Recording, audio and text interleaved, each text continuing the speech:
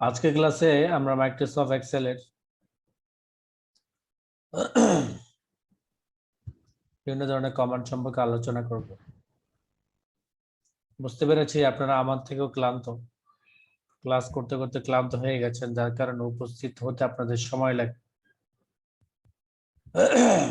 আজকে অনেকে এখনো উপস্থিত হন নাই, এর জন্য মাইক্রোসফট এক্সেলের কিছু অংশ আলোচনা করব। এরপর আমরা চলে যাব মাইক্রোসফট পাওয়ার পয়েন্টে। মজার ক্লাসগুলো এখনই হবে, সেখানের মধ্যে আপনারা ক্লান্ত হয়ে গেছেন।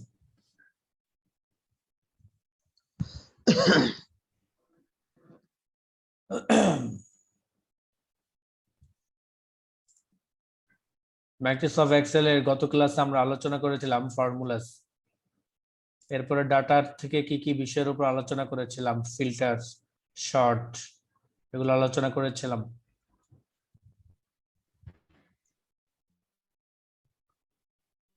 আমার কথা বুঝতে পেরেছেন?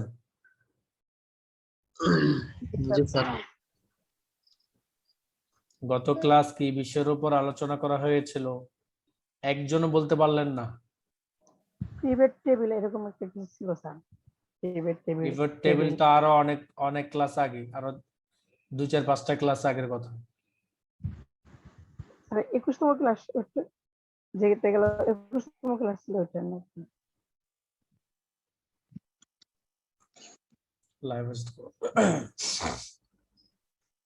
গত ক্লাসে আমরা আলোচনা করেছিলাম ফর্মুলাস, অর্থাৎ ফর্মুলা থেকে আমরা কোন মেনুর মাধ্যমে কি কাজ করতে পারবো সেই বিষয়ের উপর আমরা আলোচনা করেছিলাম।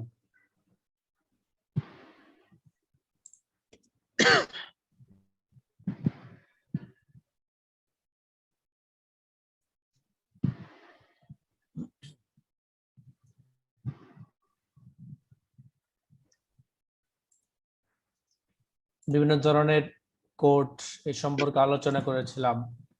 এরপরে count if S, count blank এই সম্পর্কে আলোচনা করেছিলাম, মনে আছে?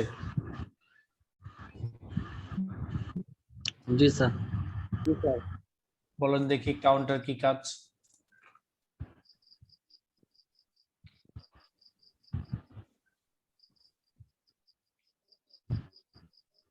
ম্যাক্সিমামের কি কাজ? ম্যাক্সিমাম যে নাম্বারগুলো মানে সর্বোচ্চ সেগুলো বাই করে ম্যাক্সিমাম দেয়। এভারেজ? টোটাল সম্ভবত টোটাল।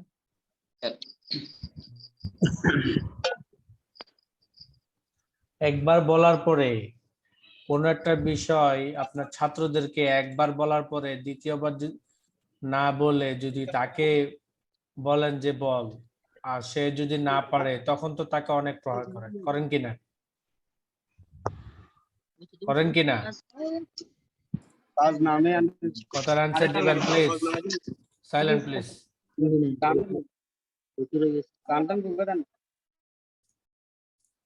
আমি কি বলছিলাম একটা উত্তর দিতে হবে তো। জি স্যার। জি স্যার। একটা জিনিস যখন আমাদের স্টুডেন্টরা পারে না তখন কিন্তু আমরা অনেক ধরনের প্রহার করে থাকি, কিন্তু আমরা যে নিজেরাই পারি না একাধিকবার বলার পরেও, সেটার জন্য আমাদের কি হবে একবারও চিন্তা করেছেন? করেন নাই।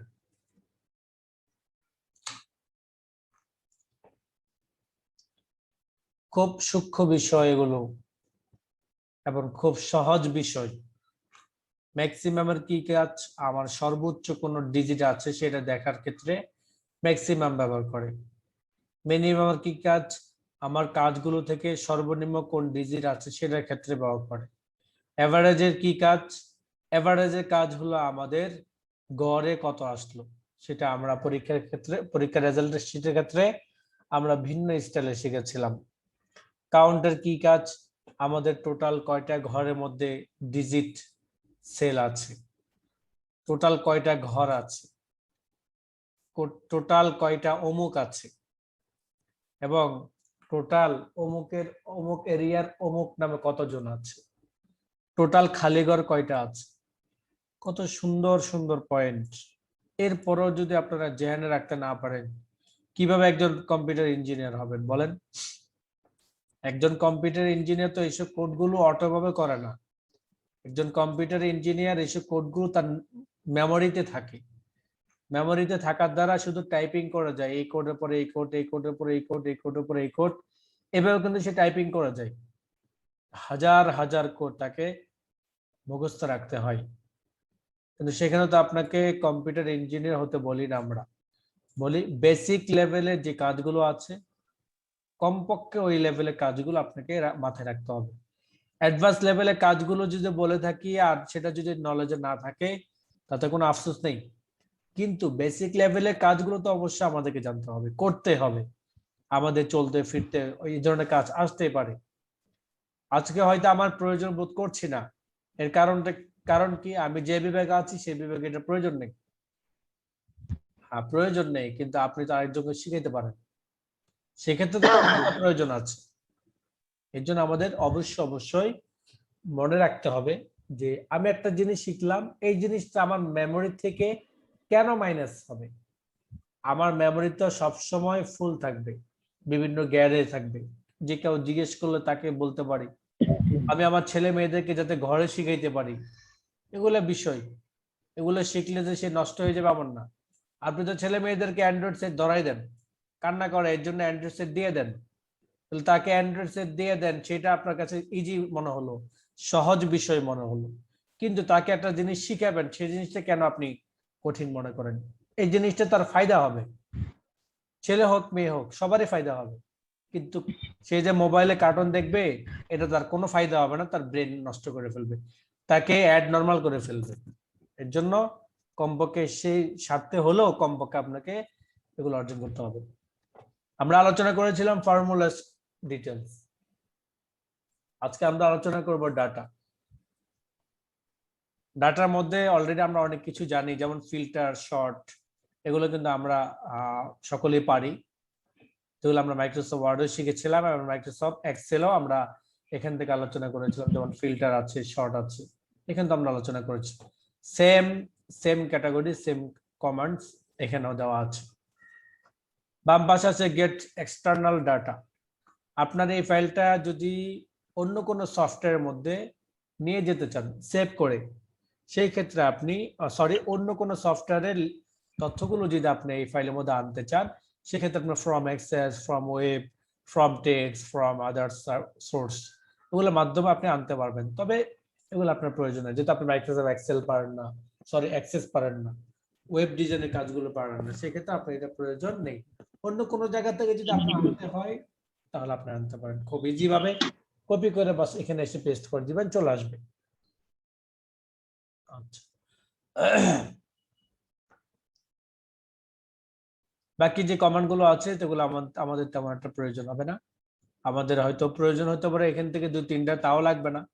তারপরে এখান থেকে একটা সূক্ষ্ম বিষয় আমরা শিখবো আজকে, এটা আমাদের একটা কমান্ড আমাদের বেশি জরুরি। এর আগে আমরা শিখি যে text to column. Text to column কাকে বলে? যেমন আপনি একটা লেখা লিখেছেন, এখানে লিখেছেন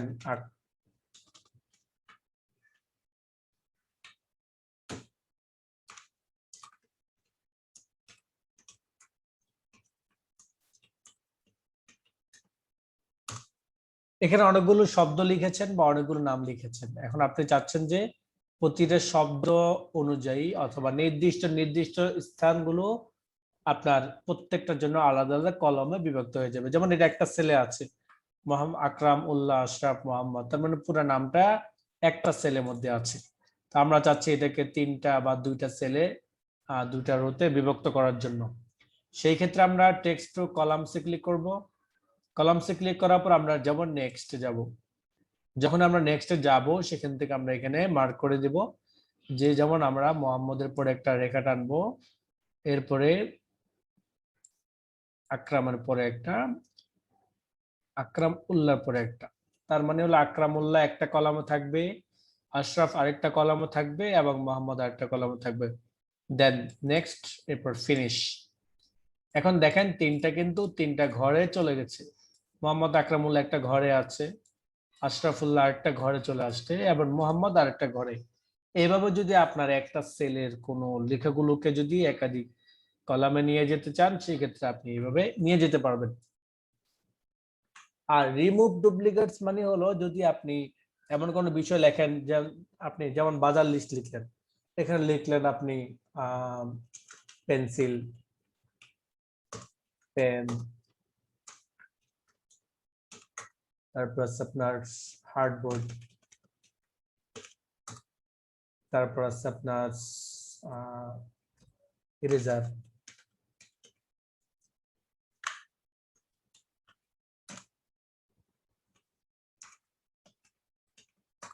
যেমন আপনি একটা বাজার লিস্ট লিখলেন, অথবা দোকানের পণ্য আনবেন সে পণ্য লিস্ট লিখলেন, অথবা কারো নাম লিখলেন। অর্থাৎ আপনার লেখার ক্ষেত্রে আপনার যেটা মনে আসছে সেটা লিখে গেলেন। এখন আপনার বিষয় হলো এখানে যে নামটা একবার আছে সেটা নামটা দ্বিতীয়বার প্রয়োজন নেই। যেমন এটা বাজার লিস্ট এক্সাম্পল, সেই ক্ষেত্রে বাজার লিস্ট পেন্সিল এখানেও লেখা আছে, ভুলক্রমে এখানেও লেখা আছে, তো তাহলে কি করতে হবে, আমাদের দ্বিতীয়টা কেটে ফেলতে হবে। এরেজার এখানেও লেখা আছে, এখানেও লেখা আছে, তার মানে আমাদের এটা কেটে ফেলতে হবে। অর্থাৎ আমাদের একাধিক, এই একটা শব্দ একাধিকবার যদি থাকে সেই ক্ষেত্রে আমরা এটাকে রিমুভ করতে পারবো। সিলেক্ট করব, এরপর আমরা রিমুভ কলামসে যাব, রিমুভ কলামসে ক্লিক করাবো, ওকে বাটন যখন প্রেস করব তখন আমাদের এটা ডিলিট হয়ে যাবে। যেমন এখানে দেখাচ্ছে, দেখেন, two duplicates values found and remove for unique volume remain. আপনাকে বলছে 6টা থেকে আপনাকে 4টা আপনার অরিজিনাল শব্দ ছিল, বাকি 2টা ডুপ্লিকেট ছিল, সে ডুপ্লিকেট গুলোকে সে রিমুভ করে ফেলেছে। আচ্ছা, এবার দেখেন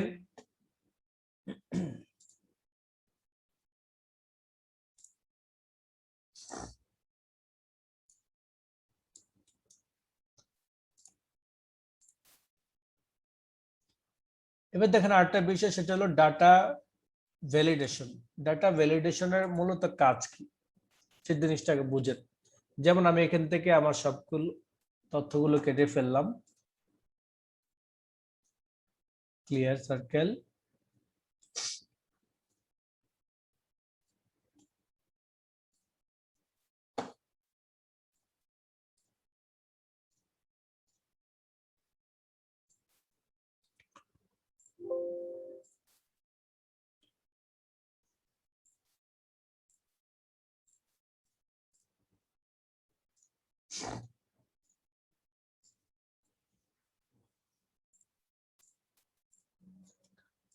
যেমন আপনি এখানে একটা ইয়ে লিখলেন, যেমন নেম, আর বাংলাতে লিখি তাহলে নাম, আইডি নাম্বার, পদবি, ঠিকানা, মোবাইল নাম্বার, ইত্যাদি ইত্যাদি আরো যা কিছু লেখা লিখলেন। এখন আপনি চাচ্ছেন যে আসলে, ধরে এখানে লিখলাম এরিয়া, যেমন আপনি এখানে একজন নাম লিখলেন, তার নাম আকরাম, তার আইডি নাম্বার লিখলেন 1200। এখন দেখেন তার ডেজিগনেশনটা লিখলেন, অর্থাৎ তার পদ কি, সে কোন পদে কাজ করে। যেমন লিখলাম এখানে এক্সিকিউটিভ, এক্সিকিউটিভ অফিসার লাগালাম, এরপর ঠিকানা লাগালাম কোথায়, সে ঢাকা, যেমন ঢাকা। মোবাইল নাম্বার দিলাম, এরিয়া কোন কোন এরিয়াতে সে কাজ করে।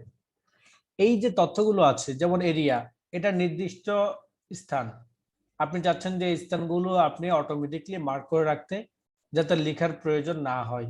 এভাবে আপনার পদবিটা অটোমেটিকলি নির্দিষ্ট কিছু শব্দ থাকে, যেমন আপনার assistant, junior executive, senior executive, তারপর আছে manager, senior manager, assistant manager, GM, MD, বিভিন্ন ধরনের পদগুলো আছে একটা কোম্পানিতে। এই পদগুলো আপনি চাচ্ছেন যে অটো করে রাখতে। অটো করার দ্বারা ফায়দা কি হবে? অটো করার দ্বারা ফায়দা হবে যে এটা অটোমেটিকলি আসবে, আপনাকে লেখা লাগবে না। যখন এই ঘরে আসবেন তখন সে ড্রপ ডাউন অ্যারো আসবে। যেমন আমাদের এখানে ফন্ট সাইজ গুলো বড় ছোট করার জন্য ড্রপ ডাউন অ্যারো আসে, ঠিক আমরা এখান থেকে ড্রপ ডাউন অ্যারোর মাধ্যমে আমাদের পদটাকে সিলেক্ট করতে পারবো। এখন সেটা আপনি কিভাবে করবেন? ডাটা ভ্যালিডেশনের মাধ্যমে করবেন। তবে লেখার জন্য ডাটা ভ্যালিডেশন করার জন্য দুটো সিস্টেম আছে।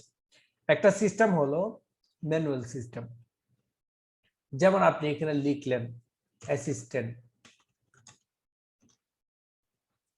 তারপর লিখলেন এক্সিকিউটিভ, তারপর লিখলেন সিনিয়র এক্সিকিউটিভ,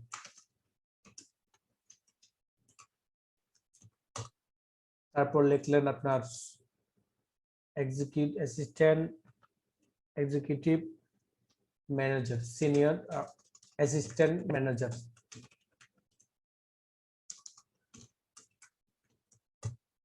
এরপর আছে manager, general manager.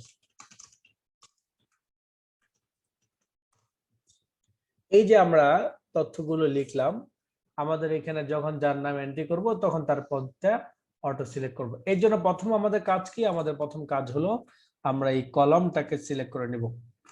Column select করার পরে আমরা চলে যাব ডাটাতে, ডাটা থেকে চলে যাব ডাটা ভ্যালিডেশন। ডাটা ভ্যালিডেশনে যাওয়ার পরে আমরা অ্যালাউ থেকে এনি ভ্যালু থেকে আমরা সিলেক্ট করে নেব লিস্ট, অর্থাৎ লিস্ট সিস্টেমেই আমরা মূলত এই ড্রপ ডাউন অপশনটা করব। এই জন্য আমরা লিস্ট সিলেক্ট করার পরে সোর্স ঘরের মধ্যে ক্লিক করব। ক্লিক করার পরে আমরা যে ডান পাশে ম্যানুয়াল সিস্টেমে কিছু শব্দ লিখেছিলাম, ওই শব্দগুলোকে আমরা এইভাবে মার্ক করে দেব। মার্ক করে দেওয়ার পরে আমরা ওকে বাটন প্রেস করব। ফলে দেখেন আমাদের প্রতিটা এই কলামের প্রতিটা ঘরের মধ্যে ডান পাশে একটা অ্যারো চিহ্ন আসবে, ড্রপ ডাউন অ্যারো। আমরা অ্যারোতে ক্লিক করার পরে আমরা এখান থেকে লিখে দিব আমাদের কোন পদটা আমরা দিতে চাই। যদিও বা এখানে জেনারেল অর্থাৎ ইংলিশ ফন্ট শো করছে, বাট যখন ক্লিক করবেন তখন কিন্তু আপনার বাংলাতেই চলে আসবে। এখন আপনি যদি ড্রপ ডাউন অ্যারো তো যদি আপনি চান যে এটাকে বাংলা করতে, সেই ক্ষেত্রে আপনার এই লেখাগুলো অবশ্যই ইউনিকোড বাংলাতে লিখতে হবে, তবে আপনি এখানে আপনার বাংলাটা শো করাতে পারবেন। এভাবে আপনি সেকেন্ড ঘরে যান, অ্যারোতে যান, আপনার এখানে লিখলেন অ্যাসিস্ট্যান্ট ম্যানেজার, এরপর আপনি এখানে দিলেন অ্যাসিস্ট্যান্ট। এভাবে আপনার প্রতিটা ঘরগুলোকে আপনারা এভাবে দিয়ে দিতে পারবেন। ঠিক সেম ঢাকা বিভাগগুলো অথবা এরিয়াগুলো, জোন, এগুলো আপনি এভাবে করে রাখতে পারবেন। এখন দেখেন যদি আমি এটা কেটে ফেলি, আমি তো এটা এখানে লিখেছি এবং এটার মাধ্যমে এটা লিঙ্ক করেছি, যার ফলে আমার এখানে তথ্যগুলো আসছে। বাট আমি যদি ডিলিট করে ফেলি, এখান থেকে যদি আমার শব্দগুলোকে মুছে ফেলি, তাহলে কিন্তু আমার এখানে সবগুলো এখন ব্ল্যাঙ্ক দেখাবে। দেখেন এই যে ব্ল্যাঙ্ক, যেটা দেওয়া আছে সেটা দেওয়া আছে, যেগুলো নেই এখন দেখেন ব্ল্যাঙ্ক শো করবে। ব্ল্যাঙ্ক যদি থাকে তাহলে আমি কিভাবে আমার তথ্যগুলো দিব? হ্যাঁ, এমন যদি হয়ে থাকে তাহলে আপনি কি করবেন? এইভাবে না করে আপনি সরাসরি চলে যাবেন ভিতর থেকে। এর জন্য আপনি এটাকে রিমুভ করে ফেলেন, ডাটা ভ্যালিডেশনে চলে যান, সেখান থেকে যে লিঙ্কগুলো দেওয়া আছে সেটা কেটে ফেলেন। এখানে অ্যালাউন্স থেকে এনি ভ্যালু ক্লিক করেন, ওকে বাটন প্রেস করেন, এখন দেখেন এটা রিমুভ হয়ে গেছে। এখন আপনি এটাকে আবার সেট করবেন, তাই আপনি পুরো কলামটাকে সিলেক্ট করলেন, ডাটা ভ্যালিডেশনে যাবেন, অ্যালাউ থেকে আপনি সিলেক্ট করে নেবেন লিস্ট, এরপর সোর্সের মধ্যে আপনি লিখে দিবেন যে আসলে আপনি এখানে কি কি দিতে চাচ্ছেন। যেমন আমরা এখানে লিখলাম অ্যাসিস্ট্যান্ট, এরপর আর কি লিখলাম, অ্যাসিস্ট্যান্ট পর আছে আপনার ম্যানেজার, এক্সিকিউটিভ ম্যানেজার, আরো যা যা থাকবে সবগুলো পদ আপনি এখানে লিখে দিতে পারেন। বাট এরপরে কি করবেন? এরপরে কাজ হলো আপনাকে ওকে বাটন প্রেস করা। যখন আপনি ওকে বাটন প্রেস করবেন, এখন দেখেন প্রতিটা ঘরের মধ্যে শো করছে। এখন শো করার কারণ হলো আমার এখান থেকে আমি কোনো ধরনের লিঙ্ক নিয়ে নেই, সরাসরি আমি অটো সিস্টেমের ভিতর থেকে করে নিয়েছি। ফলে আমার এখন চাইলে এখান থেকে পদটাকে সিলেক্ট করে নিতে পারবো। যদি মুছে ফেলতে চান কমান্ডগুলো, সেই ক্ষেত্রে আপনি ডাটা ভ্যালিডেশনে যাবেন, সেখান থেকে ক্লিয়ার ওকে বাটন প্রেস করবেন, তাহলে মুছে যাবে। এ হলো ডাটা ভ্যালিডেশনের একটা কাজ। এখন দেখেন যদি এমন কোনো কাজ আসে আপনার কাছে, এক্সাম্পল আপনি কোনো রিপোর্ট আপনি হিসাব করতে চাচ্ছেন, সেই ক্ষেত্রে আপনার এই হিসাবটাই বিভিন্ন ভাবে বের করার প্রয়োজন হতে পারে। এক্সাম্পল আমরা এখানে ব্ল্যাক কালার করে রেখেছি, সরি রেড কালারে আমাদের তথ্যগুলো, যেমন আমার বেসিক, বাসা ভাড়া এবং আপনার মেডিকেল চার্ট টোটাল হিসাবটা বের করেছি টোটালে।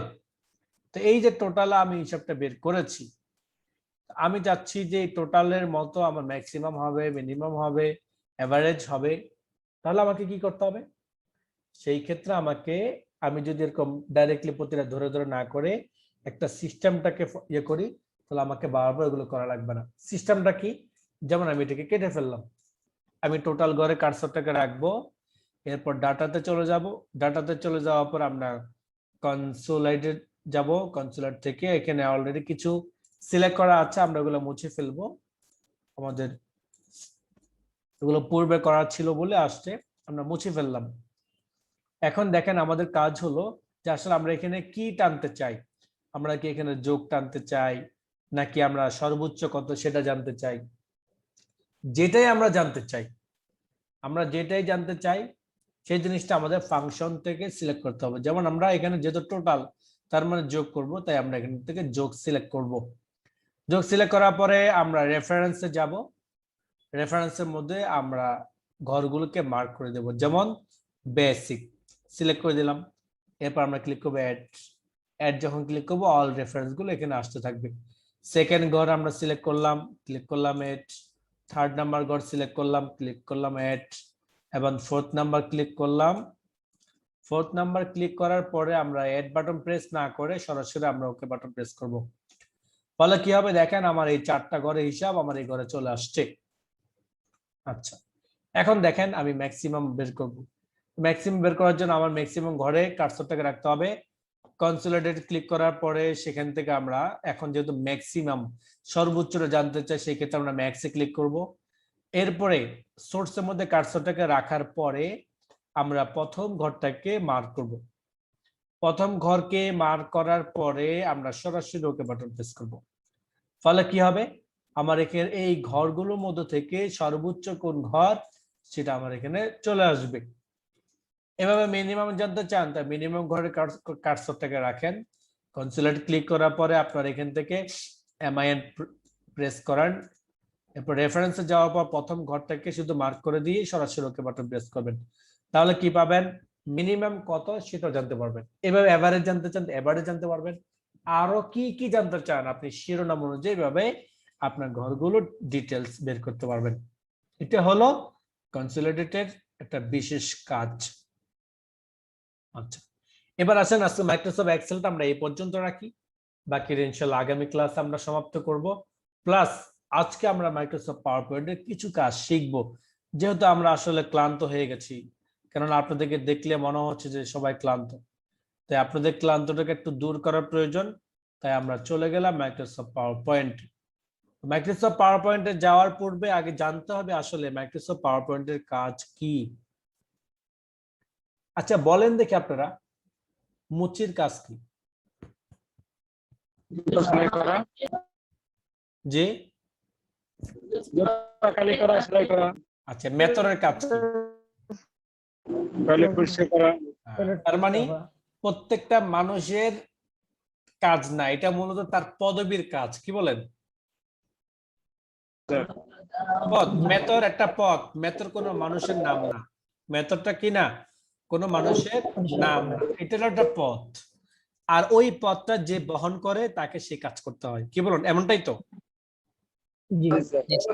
তার মানে আমরা যে প্রোগ্রামটা শিখবো সেই প্রোগ্রামের কাজ কি যখন আমরা জানতে পারবো, তখন কিন্তু সেই কাজটা করাটা আমাদের জন্য সহজ হবে। কি বলেন? জি আমি মনে হয় বুঝাইতে পারি না আপনাদেরকে। জি স্যার বুঝছি। তার মানে হলো আমাদের আজকেও আমরা কি করব, মাইক্রোসফট পাওয়ার পয়েন্ট যে শিখবো, নতুন ক্লাস, যেহেতু আমাদের নতুন ক্লাস, সেই হিসেবে মাইক্রোসফট পাওয়ার পয়েন্টের সম্পর্কে আগে আমরা একটু বিস্তারিত জানি। মাইক্রোসফট পাওয়ার পয়েন্টের কাজ কি, মাইক্রোসফট পাওয়ার পয়েন্ট কে তৈরি করেছে, মাইক্রোসফট পাওয়ার পয়েন্ট কিভাবে ওপেন করব, মাইক্রোসফট পাওয়ার পয়েন্টের স্ক্রিন পরিচিতি। চারটা পয়েন্ট। একটা পয়েন্ট হলো মাইক্রোসফট পাওয়ার পয়েন্টের কাজ কি। মাইক্রোসফট পাওয়ার পয়েন্টের কাজ হলো প্রেজেন্টেশন তৈরি করা। মাইক্রোসফট এক্সেলের কাজ যেমন অফিস অ্যাপ্লিকেশন জাতীয় কাজগুলো করা, মাইক্রোসফট এক্সেলের কাজ যেমন হিসাব নিকাশ করা, ঠিক মাইক্রোসফট পাওয়ার পয়েন্টের কাজ হলো প্রেজেন্টেশন তৈরি করা। এখন আসেন প্রেজেন্টেশন তৈরি করতে কি বোঝাই। প্রেজেন্টেশন তৈরি করতে বোঝানো হয়, যেমন আপনি কোনো সভা সেমিনার করবেন, কোনো ধরনের মিটিং করবেন, কোনো ধরনের আপনার বিষয়ের উপর আপনি আলোচনা করবেন, সেই বিষয়টা আপনি বড় পর্দায় সেটা চিত্র সহ আপনি তুলে ধরতে চান পাবলিকের সামনে, যে উপস্থাপনটা করবেন এটাকে প্রেজেন্টেশন বলা হয়। তাহলে আপনি যে কিভাবে উপস্থাপন করবেন, আপনার মুখের আপনার বলার দ্বারা সাথে সাথে সেটা চিত্র আকারে লেখার মাধ্যমে যদি আপনি বড় স্ক্রিন পর্দার মধ্যে যদি আপনি দেখাতে চান, সেই কাজটা আপনাকে পাওয়ার পয়েন্টের মাধ্যমে করে নিতে হবে। কেননা আপনার কথার সাথে তাল মিলিয়ে মিলিয়ে ওই লেখা, ওই পিকচার, ওই ভিডিওগুলো বিভিন্ন ধরনের ইফেক্টে নাচতে থাকবে। এক্সাম্পল বলে আপনাদেরকে, আপনারা দেখেছেন কি ডিজিটাল কোন সাইনবোর্ড? দেখেন নাই না? জি স্যার, দেখেছি। রাস্তাঘাটে দেখবেন আমরা বড় বড় বিমানগুলো। সাইনবোর্ড গুলো পাওয়া যাবে, যে আপনার স্ক্রিনে বিভিন্ন ধরনের লেখা আসে আবার চলে যায়, লেখা আসে আবার চলে যায়। দেখেছেন আপনাদের এইসব বিলবোর্ড গুলোতে? জি আছে, আমাদের মাঠে আছে। এই যে ডিজিটাল এই বোর্ড গুলো মূলত মাইক্রোসফট পাওয়ার পয়েন্টের মাধ্যমে করা। ওখানে একটা মেমোরি কার্ড লাগানো হয়, মেমোরি কার্ডটার মধ্যে যেভাবে কাজটা করে দেওয়া হবে ঠিক স্ক্রিনের মধ্যে সেভাবে এটা উপস্থাপন হতে থাকবে। তাহলে এখন দেখেন স্ক্রিনে যে সেভাবে উপস্থাপন হতে থাকবে, তার মানে হলো আপনার থিম অনুযায়ী ওই জিনিসটা সাজানো হবে, যে এখানে লেখাটা এটা হবে, এখানে লেখাটা এটা হবে, এটা বড় হবে, এটা ছোট হবে। আপনার সাজানো অনুযায়ী সে সুন্দর করে সাজিয়ে দেবে। এরপরে মেমোরি কার্ডে নিয়ে যাওয়ার পর মেমোরি কার্ডটাকে যখন ওই মেশিনে লাগানো হবে, ওই মেশিনে একটা অটো সিস্টেম আছে, এটাকে রিড করতে পারে, পড়তে পারে, সে পড়ে আপনাকে স্ক্রিনের সামনে দেখাইতে থাকে। মূলত সেই কাজগুলো মাইক্রোসফট পাওয়ার পয়েন্টের মাধ্যমে করা। ক্লিয়ার? জি স্যার। এবার আসেন মাইক্রোসফট পাওয়ার পয়েন্টের কাজ কি সেটা জানলাম। মাইক্রোসফট পাওয়ার পয়েন্টটার মালিককে, কে এটার আবিষ্কারক? মাইক্রোসফট পাওয়ার পয়েন্টের মালিক হলো বা আবিষ্কারক হলো মাইক্রোসফট কর্পোরেশন। অর্থাৎ মাইক্রোসফট ওয়ার্ড, এক্সেল যে সকল প্রতিষ্ঠানগুলো, যে প্রতিষ্ঠানটা তৈরি করেছে ওই প্রতিষ্ঠানেরই একটা সফটওয়্যার মাইক্রোসফট পাওয়ার পয়েন্ট। ওই প্রতিষ্ঠানের প্রতিষ্ঠাতার নাম হলো বিল গেটস। পৃথিবীর সবচেয়ে বড় ধনী যে ব্যক্তি, অর্থাৎ লাগাতার অনেক বছর সেই ধনীর সিরিয়ালে ছিল, তার নাম হলো বিল গেটস। এই বিল গেটসের প্রতিষ্ঠানে একটা সফটওয়্যার মাইক্রোসফট পাওয়ার পয়েন্ট। এখন আসেন মাইক্রোসফট পাওয়ার পয়েন্ট ওপেন করব কিভাবে? মাইক্রোসফট পাওয়ার পয়েন্ট ওপেন করব যেভাবে মাইক্রোসফট ওয়ার্ড, এক্সেল ওপেন করেছিলাম ঠিক সেভাবেই।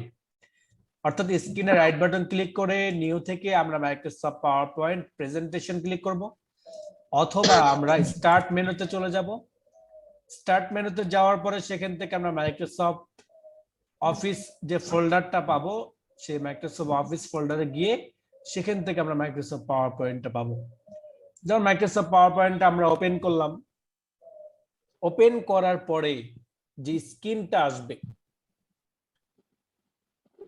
যে স্ক্রিনের একটা পরিচিতি আছে, যেটা আমরা মাইক্রোসফট পাওয়ার পয়েন্টের আগে যে সকল প্রোগ্রামগুলো শিখেছি, অর্থাৎ মাইক্রোসফট ওয়ার্ড, এক্সেল যেভাবে আমরা শিখেছিলাম ঠিক সেভাবে অনেকটা এই স্ক্রিন পরিচিতিটা। অর্থাৎ সবার উপরে পাবেন টাইটেল বার, টাইটেল বারের ডান পাশে ক্রস বাটন, যেটা মাধ্যমে ফাইল বন্ধ করতে পারি। তার বাম পাশে আছে রিস্টোর ডাউন, যেটা মাধ্যমে ফাইলটাকে ছোট বড় করতে পারি। তার বাম পাশে আছে মিনিমাইজ, যেটা মাধ্যমে ফাইলটাকে ছোট করে স্ট্যাটাপ বারে জমা রাখতে পারে। আবার যখন স্ট্যাটাপ বারে ক্লিক করব তখন আমার ফাইলটা বড় করে চলে আসবে। ঠিক মাইক্রোসফট টাইটেল বারের মিডলে আমরা আবার ইয়েটা পাবো,